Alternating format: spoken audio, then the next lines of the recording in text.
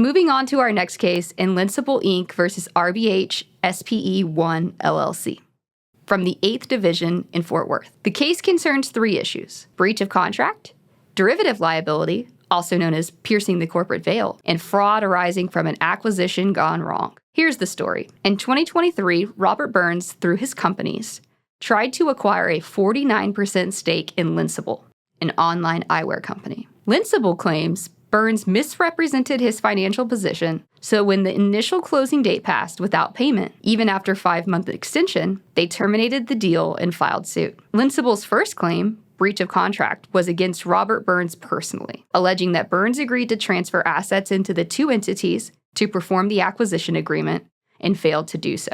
The court determined that the breach of contract claim against Burns himself failed because the only parties to the acquisition agreement were the LLCs.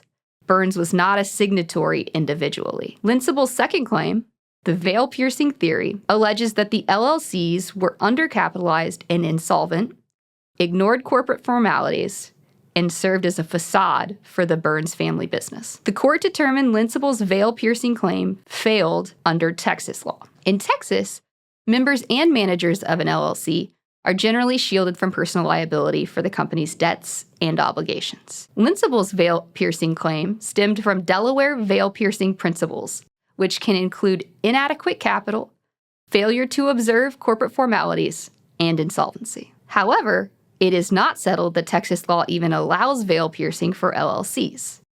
Additionally, under the Texas Business Organizations Code, a member or manager of an LLC may be held liable for a matter arising from a contractual obligation of an LLC only if that person perpetrated an actual fraud, primarily for the direct personal benefit of the manager or member. Invincible did not allege that any of the Burns defendants committed fraud for their own personal benefit. The claim failed because Invincible's Delaware-style veil-piercing theory could not stand under Texas law.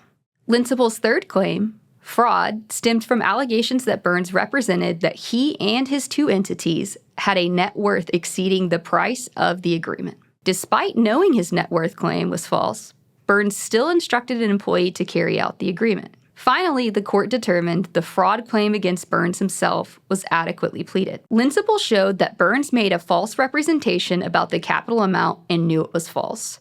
Since Burns' CFO pointed out the false representation, and Invincible entered into the agreement based on Burns' representations, which prevented it from seeking other deals. So why does this matter? Invincible versus RBH SPE1 is influential because it is one of the earliest Texas business court decisions to draw a firm line between Texas and Delaware corporate law, particularly regarding veil piercing. By refusing to import Delaware-style veil piercing principles, and instead analyzing the Texas Business Organizations Code, the court signaled that Texas will not simply mirror Delaware.